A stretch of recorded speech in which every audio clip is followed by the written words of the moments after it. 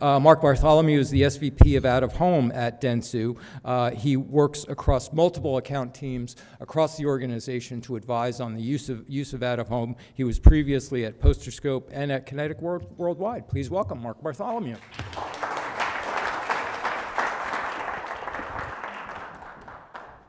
Morning. Am I on? Yeah. Morning, everyone. How's everyone feeling? Good. Fresh. I like it. So I think I've had the opportunity to meet most of you over the last couple of days. This is my first Media Post in-person conference. I have to say it's been absolutely brilliant, not just to get to know all of you and spend time, but actually hearing some of the inspiring stories and experiences around digital out of home, where the industry's going, and I think, we're all kind of passionate and enthusiastic about the same thing, which is a wonderful thing. So just want to thank everyone. It's also made my job a little bit more easier this morning when I'm talking about programmatic, because actually I'm going to play on some of the themes that we've already spoken about over the last couple of days. So for those that don't know me, my name's Marc Bartholomew. I work for Dentsu Out of Home. We used to be called Posterscope, but as part of a kind of global brand restructure, we've actually gotten rid of that brand now, and we're part of the wider Dentsu investment team. That was really deliberate. We wanted to get closer to the other investment teams across all the other channels, and so we got rid of that brand, and we're now part of that wider team. I've spent 17 years in Out of Home, so been here quite a while, but I really want to speak to you today about the last 4 years, because I've been on quite a journey, and we at Dentsu have been on quite a journey as it relates to programmatic in the digital out of home space. I'll be honest, 4 years ago, I knew practically nothing about programmatic. My CEO came to me and said, Mark, I want you to have a look at this. Your task is to understand more about this in the out-of-home space, and should we be involved? Now, at the time, $0 were being bought through the out-of-home team at Dentsu, and everything was being handled by the digital teams. And we soon realized that that was a bit of a mistake, because we wanted to add our expertise as out-of-home experts and really give value back to our clients. So once we learned a little bit more about programmatic, my task evolved from learn about it to, right, now we need to bring these capabilities in-house, and we need the out-of-home team to start buying that. It then evolved, once we brought the capabilities in-house, to we need to be the leading voice within Dentsu as it relates to programmatic digital out-of-home, and we need to bring together all of the other digital teams to start crafting that story and going to clients proactively to speak about this. So my role has developed, and it's going to continue developing, but this morning I just wanted to share some of the learnings with you that we've kind of come across. I promise the content is light. I realise quite a few of us were out late last night. I wasn't. I feel quite smug about that. But I just wanted to share some of those top-line learnings with you, and then hopefully this time next year we can talk a little bit about the progress we've made over the last 12 months. So we've made quite slow and deliberate progress in this space. This is where we currently sit. So we, just in the out-of-home team alone, we have 20 DSP buyers. We've got about 50 active clients that are currently buying programmatic campaigns. And year-on-year spend grew about 78%. So we're in a really, really good position when you think about the growth of the industry and how digital out-of-home and programmatic is actually driving that. We're kind of in line with the industry there. But that doesn't really tell the full story. Of those 20 buyers, we've probably got 4 or 5 that are doing it day in, day out, and it depends on the clients they work on and the appetite for that, so we've obviously clearly got work to do there. Of the 50 clients, I would say 80% of that spend probably comes from the top 5. Again, from an education standpoint, we've got clients that have really tested and learned, and they're really leaning into this. And of that 78% increase year-on-year spend, it's still relatively small as a percentage of total spend. So for us, programmatic is still in its infancy in the out-of-home space, but there's a massive, massive opportunity here that we think we can grow. And the opportunity for us is that 10%. So when we talk about out-of-home holistically, we're talking about it as a 4% share medium. Let's be honest, that's kind of quite humble. We need to be growing a lot quicker than that. And even if you think about the growth in out-of-home, a lot of that is coming just from the wider ad market growing rather than growing the actual share. We think that programmatic is actually going to open a lot of doors and opportunities here to grow beyond that 4%. And we always talk about this 10% getting to double-digit figures. And if you think about that in kind of dollar terms, we're turning the industry from an $8 billion industry into a $20 billion industry. So there's massive, massive growth potential here. And Barry spoke about this yesterday. that growth needs to come from other digital channels. We can't keep cannibalizing traditional out-of-home. Traditional out-of-home is wonderful, and it plays a great role in building awareness and driving reach and all the things we know about. But actually, we need to go after those digital dollars, those video dollars, and that's where the growth is going to come from in this area. So I wanted to just share a few top-line thoughts. This is probably a good visual representation of my brain when I first started learning about programmatic 4 years ago. And to be honest, even when I speak about programmatic now, when we talk to some of our colleagues, the fear, the look of fear over their face, they seem to go pale, and just even mentioning programmatic. So the first tip and the first thing that we've done really internally is to just keep it simple, cut the jargon. I think we can really easily get lost in a lot of the tech speak and a lot of the language around programmatic. But when you strip it back, and that's what I was able to do during my journey, actually what we're here to do, we want to try and reach our clients' audiences in the most effective and the most efficient way possible. Programmatic is a great way to do that for multiple reasons, and we'll talk about that. So I think just keeping it simple, cutting the jargon is the best way to educate our people. I would say probably 50% of our staff still aren't comfortable talking to clients about programmatic. And from speaking to some of you over the last few days, I think that's kind of representative across the industry. So I think there's a lot of work to be done internally within our industry before we go to clients to speak about this.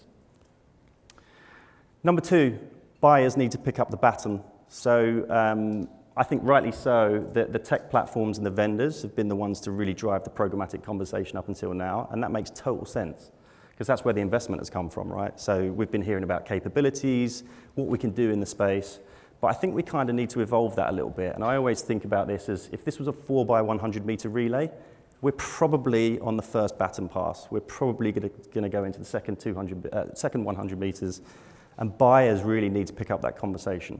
Why? The capabilities are already there. We can buy programmatically. We can all do it. The platforms are there. There might be some new players that arise, but generally the ability to buy is there. We now need to get it on more media plans. And we do that by getting the buyers engaged, having those conversations with the planners and with the clients, and actually moving out of home upstream and getting a seat at that table. Which moves me on to my next point, get a seat at the table. It sounds really simple. It's not, it's difficult. I've had so many conversations with clients, and we talked about it yesterday, where out-of-home, digital out-of-home is the first thing to come off a plan. We need to find a reason to get it on a plan and to have a seat at that table and to have those conversations. We've done it quite simply at dentsu, where we've tried to focus more on the overall strategy of the organization. And that really is built around 3 pillars. The first is identity. So this is all about audiences and building the right audiences and being able to target those audiences in the out-of-home space, just like we do across other digital channels. The second is attention. We're really hanging our hat on this as a new metric within dentsu. So we call it the attention economy. And it's all about not just impressions, but actually how valuable is that impression? How viewable is the media? This is true across all of the video channels within dentsu, and we want out-of-home, and particularly video in out-of-home, to become a part of that. And then context as well. We talk about context a lot. We talk about contextual relevance. There's no more contextual media than out-of-home.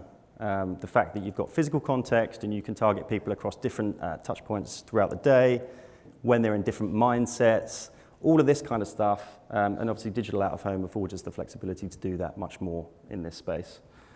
So we bring it to life. So we say, identity is a way to bring your audience to life and reach them in the out-of-home space.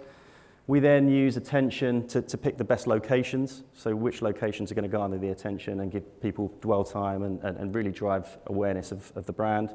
And then, as I spoke about, physical context there. Consistency is key to growth. This is so broad, and I think it covers pretty much everything we talk about across this. But we need to be more consistent, right? Even some of the meetings I've had with tech platforms, with other vendors, the way we talk about programmatic and the way we sell it in isn't completely consistent. And we need that consistent voice to be able to grow together. And this comes from things like standards. So just having standards in the way we operate, metrics for measurement, audience currency, all that kind of stuff. We need to be consistent. But I think really here, for me, it's the consistent story. It's that we're talking to clients in the same way about programmatic, about its benefits, and that we all understand what it does for our clients in the same way. So actually, one of the tasks I set myself at the start of this conference was I'm going to get some of the buyers together across the industry to set up some kind of buying steering committee where we actually talk about that and talk about the way we sell this into clients. We share learnings, because quite honestly, I think the only shared learnings beyond kind of this room are case studies and things like that, which don't really help anyone. They just kind of prove that it works. So just having that more consistent voice across the industry, I think is going to be a massive, massive win for us. Consistency within dentsu. So I said I like to keep things simple, cut the jargon. We focus on 3 key areas when we sell programmatic into clients and into planners. Precision, speed, and agility. I think agility was the one that came up most yesterday in the round table when we were talking around this, and it's absolutely right. The agility that the digital out-of-home and programmatic has offered us is amazing. But actually precision and speed, I think, are equally as important as well. And I'm just going to go into these a little bit to talk more. What does precision mean for us? Again, it's that audience targeting piece. So within dentsu, we have our own first-party audience data called M1. It's based on PII level data. So it means that you can target people on anonymous IDs on a one-to-one level. Obviously, out-of-home is not one-to-one, so we're not talking about that. But what we've been able to do with our partnership with Vistar is actually push those audiences into the tech platform and identify the best performing digital out-of-home units for the audience and based on each hour of the day as well. So we can be super flexible and super precise about the way we target. But we need to be careful about the word precision as well. I think there was a question on the first day around, exclusions. I don't think we should be going down that route. There's always going to be wastage in out-of-home. It's a one-to-many platform.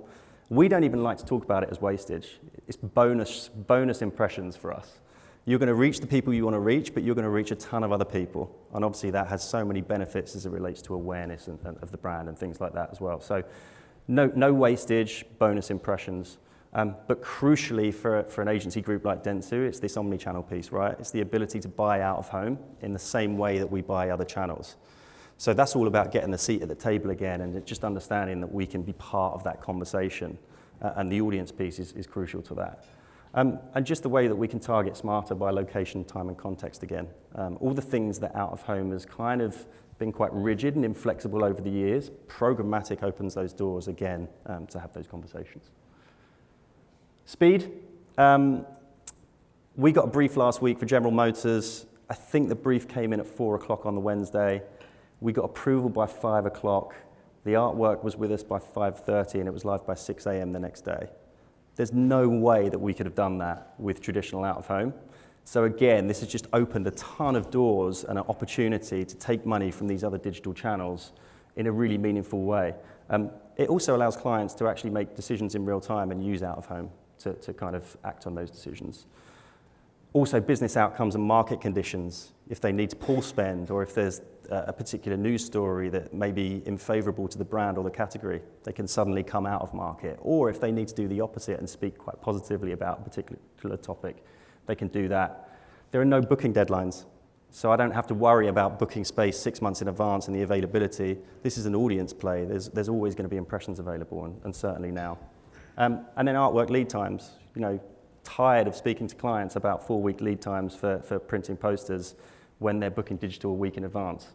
So again, just a number of opportunities that programmatic allows us to do that out-of-home traditionally is not.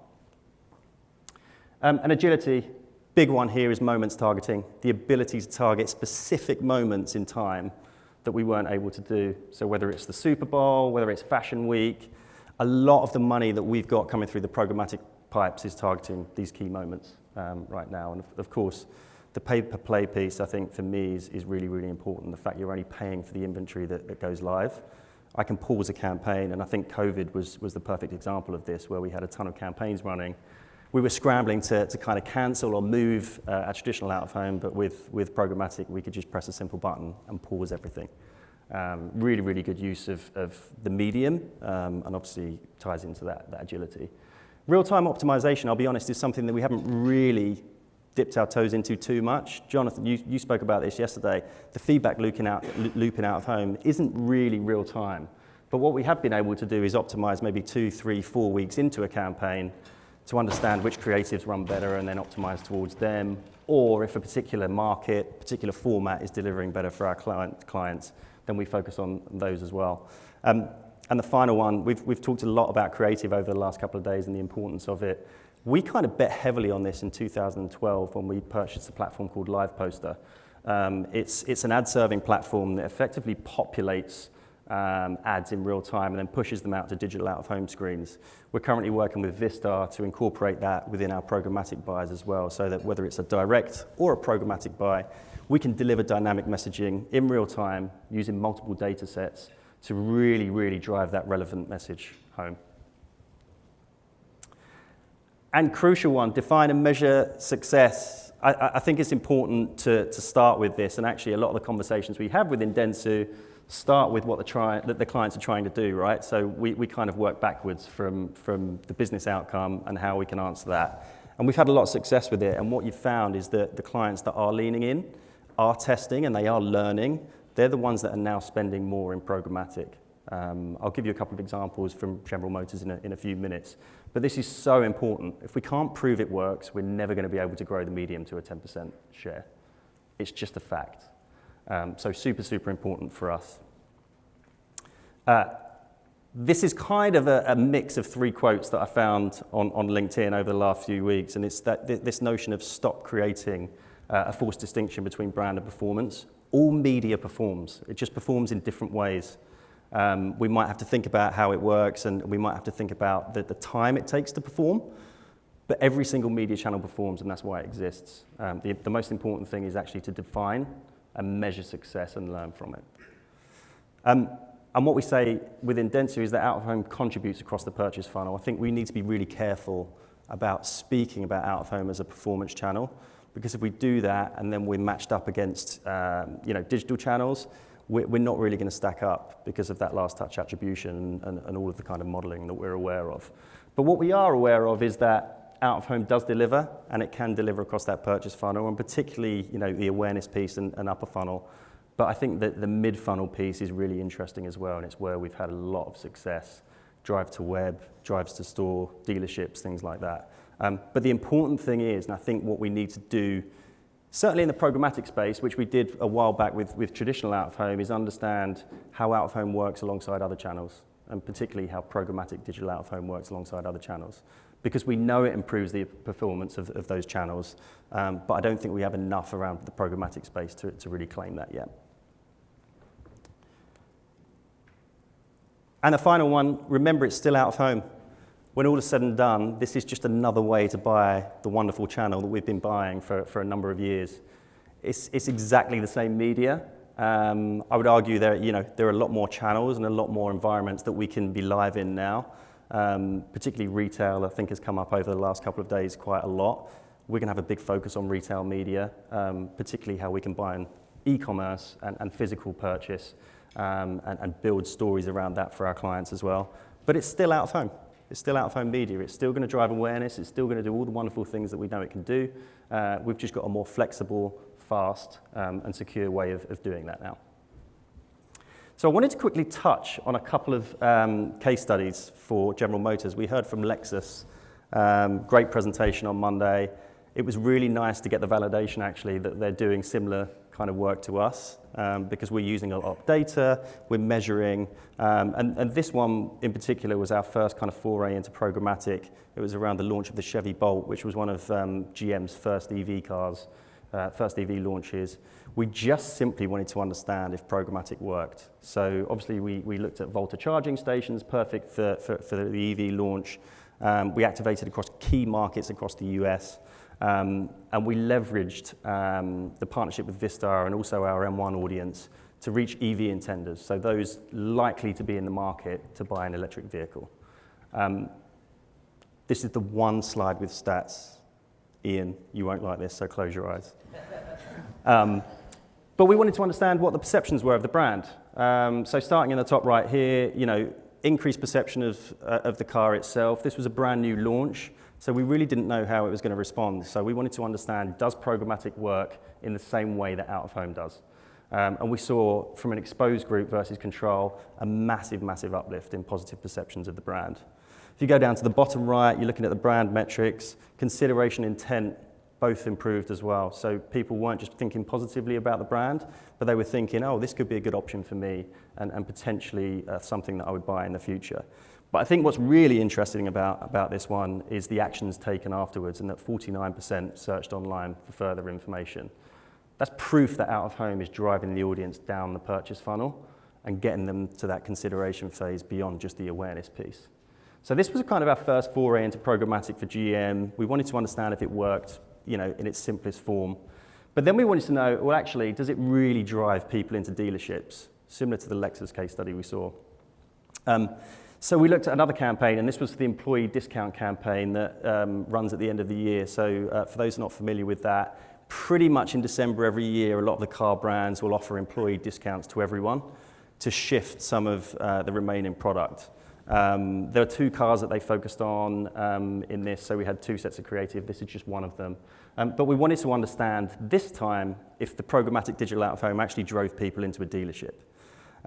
So we activated across the digital out-of-home network with GSTV. We also optimized that delivery with our M1 audience as well. So we were looking at people that were in the market for these particular cars or potentially in the market for these cars, to understand if the data optimized venues actually performed higher than the non-data optimized venues. So you can see we delivered a number of digital out-of-home screens across the US. Those in green were the ones that were optimized towards our key audience, and then we actually ran the same creative across everything else, and we used a test and control model to understand if there was a difference between the two. There's a lot of stats here. I'm going to focus on 2. First one is the behavioral lift. So you can see there that actually the optimized venues delivered a far higher behavioral lift, 11% versus 3% for the non-optimized. But what I was really interested in was the incremental visit index.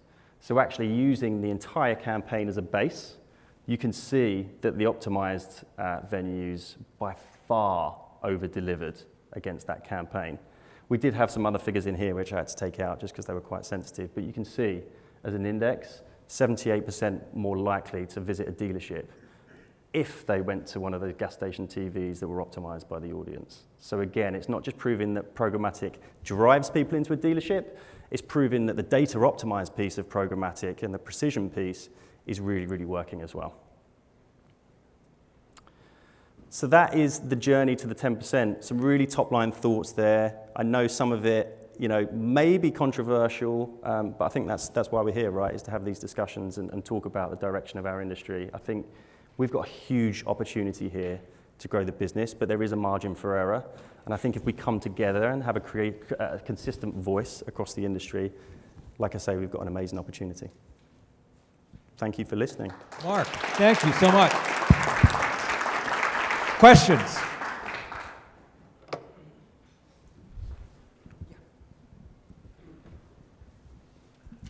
Hey, great presentation. Just a quick question. So obviously you're going after more share and getting it from digital. Like where at the agency and or client do you see the biggest bottleneck is? Does it come from the client? Is it planner? Is it perception? Like where's the biggest friction point? I'll be honest, I don't think enough clients are aware of the opportunity. I think it's within the agency. And I think with the challenge of being within a big agency and having buyers across multiple teams, we've talked about it already. It's kind of like, okay, who's responsible for that? Is it the video team or is it the out-of-home team? So I think the biggest bottleneck is actually within the agencies and the buying kind of structure itself. And that's something we're working on actually. So I work closely with the video team. Just spoke to Barry about this actually. We're kind of working about how we can incorporate out-of-home into the video conversation. So that's just one of them. But I think it's within the agency. Could you explain the way you explain to clients what the difference is between programmatic as applied to out-of-home as opposed to programmatic as they've seen it applied to and often ruin other media, like audio, like display, like OTT? I mean, I think going back to the very early days of programmatic, one of the hits on programmatic, and not fully undeserved, is you don't always know where the damn ad is showing. You don't know where you are within the clutter. Yep. You don't know, you don't have a sense of waste. So there are all these things that are attached to the term programmatic, and as programmatic is migrated into a variety of other media, I think we always sort of have to clarify what is and isn't true about programmatic in this instance. Yeah, I think that's completely fair, and it kind of goes back to point one in the presentation where we just keep it simple and cut the jargon. I think we talk about flexibility and control, and they're the two levers, right? So programmatic allows us to be very, very flexible, but there are levels of control you have as well. So a lot of what we do is on the open exchange, where it can be flexible across different vendors, different environment types, formats, that kind of thing. But then we've got the level of control that we need as well. And we quite often give them demos. So we'll go into the platform and show them exactly what they can do from a targeting standpoint and how targeted they can be. But it's just about stripping it back and talking about how simple it can be and the fact that they can be more efficient with their targeting. Is the technology there for this to get out of hand? And is it something that you as an agency have to be careful of to guard the medium?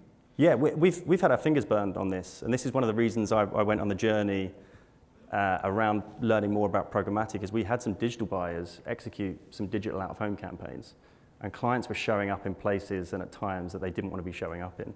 So it totally has the potential to get out of hand here, and I think that's why we need the out-of-home expertise around this, just to add the expertise that we have and the knowledge that we have of the markets and the inventory. I'm really curious about the connection between video and out-of-home. Since most of the out-of-home, and correct me if I'm wrong, most of the out-of-home that we've been seeing over the last few days is not video creative. It's static creative. In fact, one of the things that struck me about all the examples I've been seeing is it's like the renaissance of print creative sensibilities. Heavy use of words, heavy use of sentiment, using large immersive images. A lot of the creative remit from print seems to be transferred here. So I'm really curious about where we are in this connection between video and out of home, especially in terms of why would video budgets be going here? Yeah, it's a good question, and to be honest, we haven't completely nailed it yet. We're at very early stages of including out of home within that conversation. What I would say is this is probably the art and science piece. So when we talk about out of home, you know, big, bold, beautiful, wonderful, creative, but then you think about all of these networks are popping up now and all the different environments that do allow video. There's a huge opportunity here, particularly for you know, CPG brands or retail brands to really tap into that. It's something we haven't figured out. I think we need to. I think video is going to be a big part of the growth of getting us to that 10%. But we're at the very early stages. It's interesting because there's an interesting argument to be made that actually static print-like creative works better than video in certain cases in out of home, where the video is more a distraction than something that actually engages. Yeah. Mark's right on. We've talked about it. So it is a little bit, as Mark said, at the early stage, and you make some interesting observations about, as a writer, how we're dealing with the words and telling the stories in more of a static environment. But there's not a brand or a consumer that doesn't get up every day and say, I love video. It's in our nature as business people, as humanity, that video is compelling. And even if it's not even audio, and we've been building at DPAA, and Joe has covered it, a video network opportunity that's up front that includes, you know, our friends at Atmosphere and Captivate and Gas Station, some more of the digital folks. And we are starting to make progress against video budgets. And if you think about all the money that's sitting out there, and you're right about the 10% mark, you know, the TV networks, the cable networks, YouTube, Instagram, there's so much video. And if you look at the creative people, how much time and energy they're putting into creative, and where I think we excel is that not everybody's got sight, sound, and motion. But if you look at where video's at today and you go to Facebook or something, the audio doesn't even roll right away. Audio is very secondary. It's really the power of video, which is why we call our summit, you know, the Video Everywhere Summit. So it's at its early stages, but the power of video on the path to purchase and in all the things that we're talking about is an immense opportunity for all of us, and we're continuing to work on that. Anybody else? Mark? Hey, Mark. Are there safeguards in place or a method in place for programmatic buyers or machines or planners to recognize the difference in the quality of an impression as opposed to just doing low CPM, high reach? No, not yet. And I think that's one of the things we're grappling with when we talk about growing this, is the quality of the impression. I go back to attention. I talked about attention, where that's going to be another metric for us to look at. So incorporating that within kind of the ecosystem, including out of home within that, I think is going to be really important. But no, right now you can't say that one impression is more valuable than another. Mark, that was great. Thank you so much.